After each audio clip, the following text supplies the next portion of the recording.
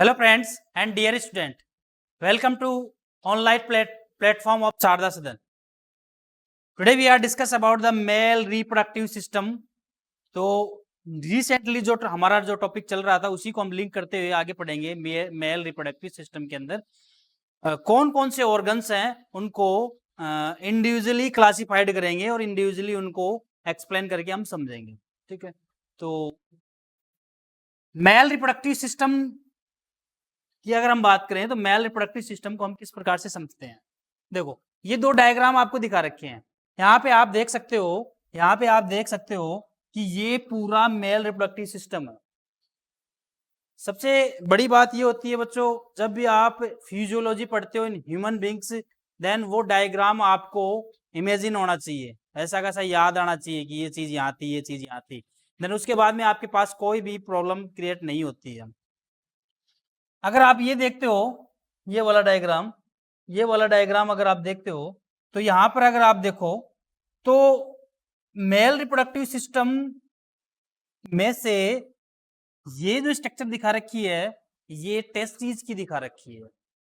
ठीक है, one pair of testis present in the male reproductive system. One pair of testis, एक testis ये है, एक टेस्टिस ये, इनको लेफ्ट राइट आप बोल सकते हो।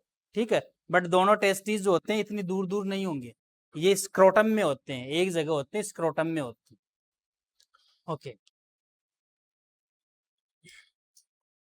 हमने टेस्टिस की बात की थी और टेस्टिस को अगर हम डिटेल से समझते हैं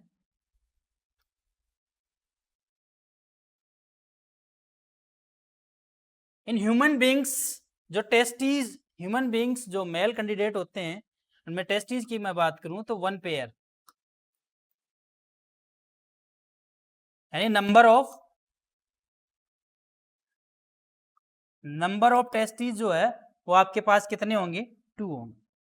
क्लियर?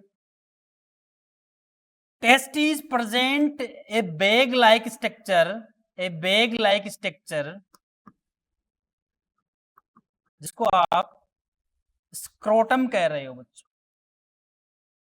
इसे स्क्रोटम, ए बैग लाइक स्ट्रक्चर, या फिर आप कह सकते हो आउट पाउचिंग। एक आउट पाउचिंग है जो लोकेटेड बिटवीन टू थाइज, दो थाई के बीच में वो लोकेटेड रहता है। स्क्रोटम के अंदर ही प्रेजेंट रहते हैं टेस्टिस। अगर एक कॉमन सा डायग्राम हम देखें तो ये मान लो स्क्रोटम एक बैग लाइक स्ट्रक्चर मैंने बनाई, ये स्क्रोटम की स्ट्रक्चर है। इनमें कुछ स्ट्रक्चर हो, इसकी कुछ लेयर की अगर हम बात करें तो बाहर आपको स्किन नजर आएगी। देन उसके अंदर अगर हम इसकी हिस्टोलॉजी लेते हैं तो और लेयर आपको मिल जाएंगी। यहाँ पर एक और लेयर आपको मिल जाएगी, क्रीमेस्टर और डार्टोस एक साथ मिलती है। तो मान लो ये डार्टोस है आपके पास, ये डार्टोस मसल्स है। देन उसके बाद में अगर हम बात करें तो एक सेप्टम है,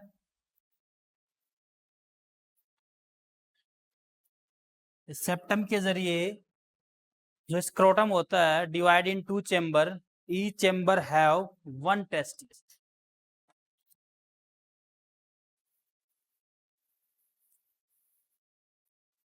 look at there and look at there, testes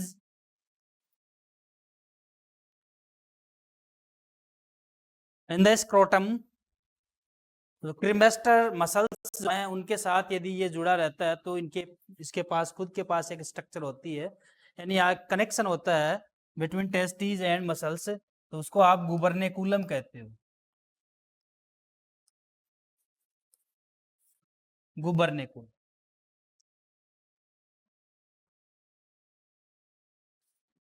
next हम देखते हैं कि यहाँ से आपको एपिडिडाइमिस दिखाई देता है। ये एपिडिडाइमिस से फिर वास डिफरेंशिया चली जाती है, ये एपिडिडाइमिस है। क्लियर? एपिडिडाइमिस से वास डिफरेंशिया। देन इसके बाद में कुछ स्ट्रक्चर और जो होती हैं वो टेस्टिस में एंटर करती हैं। ठीक है, देन अगर हम देखें तो मैं कलर दूसरा करता हूं ताकि आपको समझ में आ जाए। एक आर्टरी होती है, एक वेन होती है, एक नर्व होती है, एक नर्व भी लगाओ आप। तो आपके पास आर्टरी है, वेन है, नर्व है, वास डिफरेंशिया है, इनको आप कंबाइंड में स्पर्मेटिक कोड कह सकते हैं।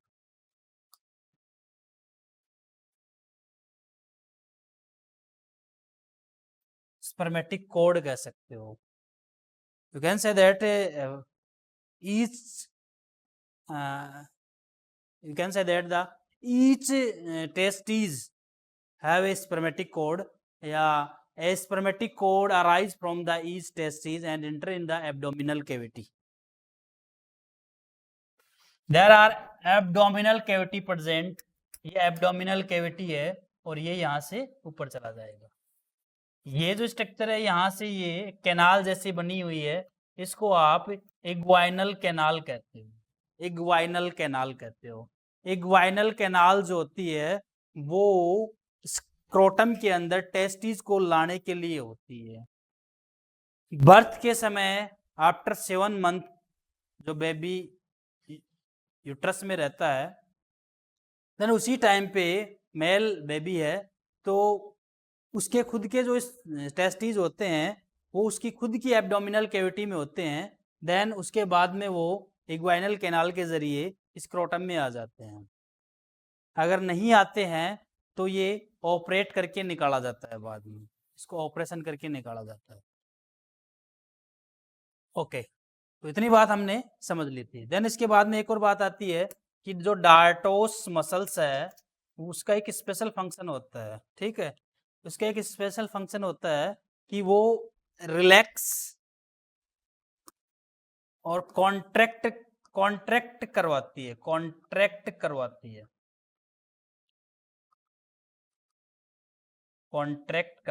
है स्क्रोटम को। ठीक है, स्क्रोटम को रिलैक्स और कॉन्ट्रैक्ट करवाती है फॉर रेगुलेट द टेम्परेचर। ठीक है, यानी जो अप्रोक्सीमेटली जो टेम्परेचर फॉर द स्पर्मेटोजेनेसिस के लिए जो रिक्वायर होता है वो 34 से 35 डिग्री सेल्सियस तक होता है डिग्री। इससे कम टेम्परेचर या इससे हाई टेम्परेचर जो होता है वो कहीं ना कहीं स्पर्मेटोजेनेसिस की जो प्रोसेस है उसमें बैरियर बना देता है, या फिर आप कहें कि स्पर्मेटोजेनेसिस की जो प्रोसेस है वो बंद हो जाती है। स्पर्मेटोजेनेसिस की जो प्रोसेस है वो सेमनीफेरस ट्यूबल्स में होती है।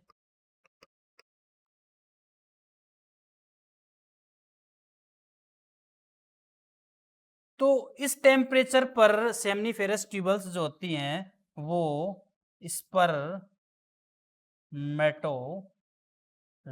करती है। अगर ये टेम्परेचर आसपास नहीं रहे, अप्रोक्सीमेटली बहुत ज़्यादा डाउन चला जाए या बहुत ज़्यादा हाई चला जाए, देन उसके बाद में क्या प्रॉब्लम होती है, स्पर्मेटोजेनेसिस की जो प्रोसेस होती है वो बंद हो जाती है। तो उसको मेंटेन करने के लिए जो डार्टोस मसल्स होती है वो दो काम करती है। वो क्या करती है, देखो ये स्क्रोटम है, ये एब्डोमिनल कैविटी है, एब्डोमिनल कैविटी है, एब्डोमिनल कैविटी है। तो विंटर में अगर हम देखें तो ये जो स्क्रोटम है उसको ये बॉडी से टच कर देती है ताकि टेम्परेचर मेंटेन रहे, और गर्मियों के समय में इनको रिलैक्स कर देती है ताकि ये नीचे आ जाए। इतनी कंडीशन जब चलती रहती है तो हम कह सकते हैं कि जो डार्टोस मसल्स होती है वो टेम्परेचर को रेगुलेट करती है। ठीक है, इसके बाद में हम टेस्टीज की स्ट्रक्चर को हम पढ़ेंगे डिटेल से। टेस्टीज की हिस्टोलॉजी पढ़ेंगे, टेस्टीज की लेयर कौन सी है वो पढ़ेंगे, सेमनीफेरस ट्यूबल्स की हम बात करेंगे।